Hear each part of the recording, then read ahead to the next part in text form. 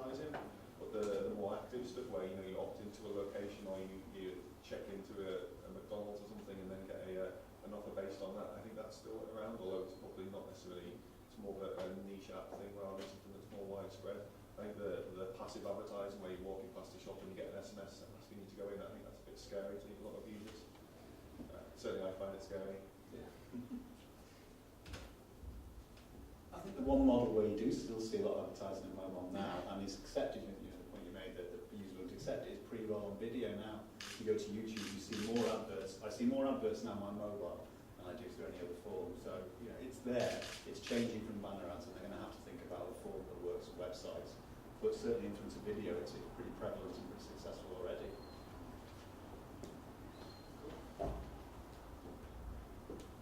Was that a good answer, Aidan? You can have the copy of the tape for that. Any other questions? There's a chap there. Yes, sir? Picking up on what Toby and Steve said, do you think that the dominance of Apple is now restricting the development of mobile devices in terms of, you've obviously got one bit of hardware, so it's whatever you can do with that hardware. They've got limitations on what will get through the App Store in terms of advertising and revenue models and that sort of thing. So they've really taken it so far, but actually we're at a point where you've got to develop for Apple devices, and there's certain things which you can't do, which you maybe could if another more open system was more prevalent. I'll give that to Tobin with an iOS background there. So yeah, I mean, on the subject of hardware, what we find, certainly with enterprise customers, is it actually simplifies their life, because they only have to worry about one platform to develop for and to roll out across the business. So obviously that's not every brand, but some of our customers actually love the fact that we have a unified kind of platform.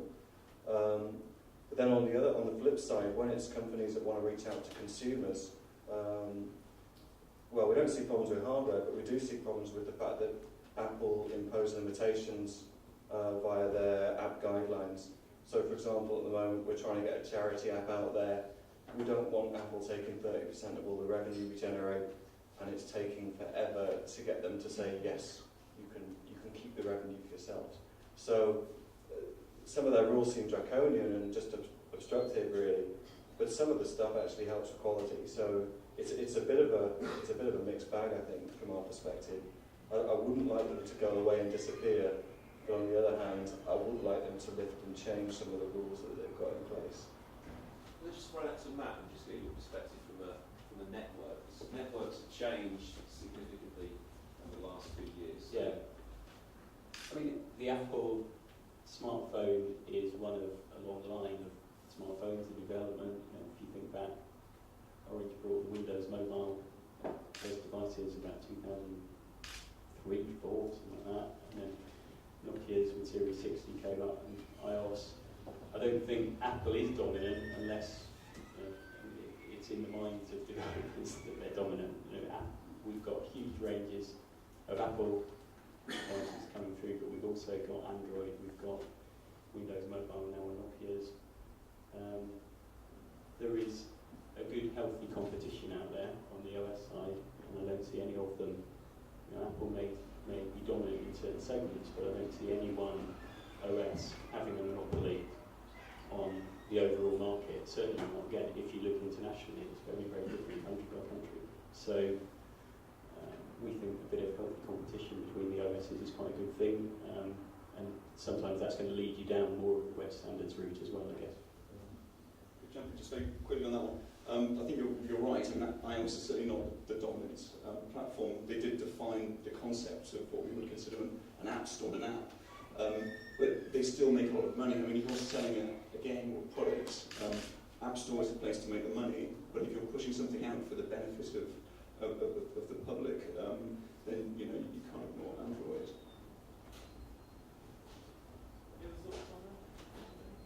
Okay. Well, let's just move on to one of our other questions here, because we're just conscious of time. We'll take some more audience questions in a few minutes. But just from the perspective, again, of the panel, what you've probably all got your own thoughts. It'd be interesting to get those on sort of what's sort of a mobile exclusive or sort of a mobile centric activity which really stands out for mobile, which again, we've spoken about web apps and sort of native apps and sort of desktops and stuff like that, but the mobile is a significant piece of hardware that sits in people's pockets. So, what's one of those centric things that people feel on the panel that's really stands out? I mean, I've got my thoughts, but Mr. Mundy?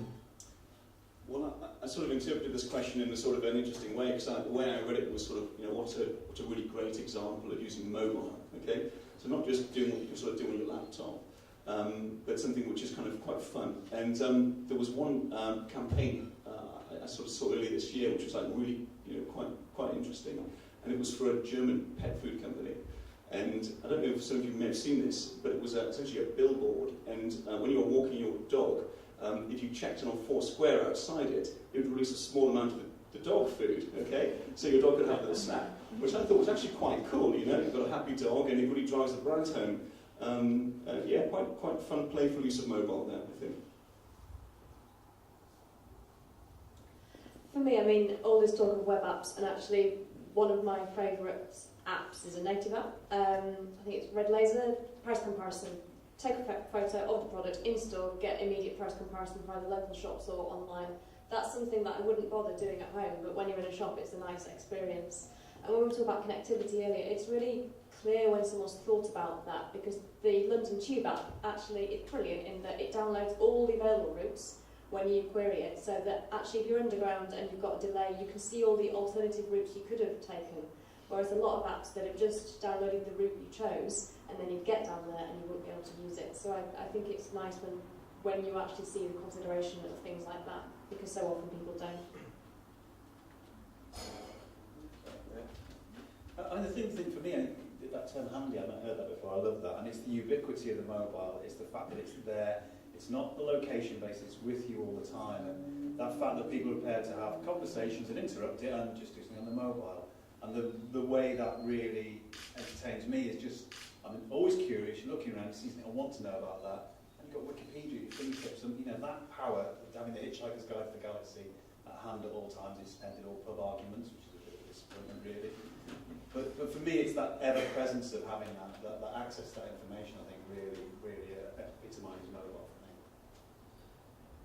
Actually, I pretty much just say the same as that, actually. It's about when you combine kind of people and location and accessing information, that's the strength of mobile, kind of, and then we've got all these examples of doing that. And yeah, I mean, you could add to that the maps, just having a map in your pocket at any time is pretty powerful stuff. But Street View especially. Well, yeah, Street View as well.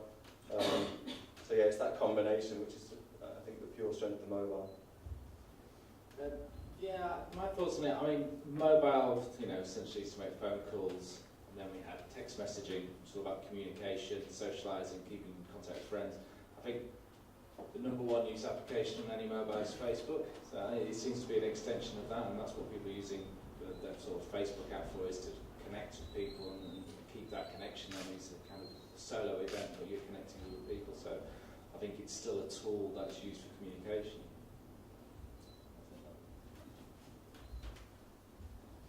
Can I just throw a challenge of something that I'm looking for and I haven't seen yet, and I'd love to know if anyone sees examples of this. When we used to do research into the barriers to people starting to use the internet on their phone, think back 5, 6 years, sort of WAP days, the barriers were pretty consistent. It was about usability, it was about not knowing it was there or not being able to access stuff, fears about the cost. A lot of those barriers have come down now, and when we ask people now what's holding you back, what's stopping you using your mobile phone more, particularly in the really kind of digital iPhone, Android segments, one of the answers is pressure from my family and friends, and this idea that there are certain situations where it's kind of rude and socially unacceptable to use a mobile device. And I haven't yet seen the service which really makes those things more acceptable, more palatable. So I'd hate to be associated with a product that's seen as antisocial. Mobile is all about social. But I'm worried that we are starting to generate a bit of a backlash. So I don't know what that service looks like, but I'd love to see it.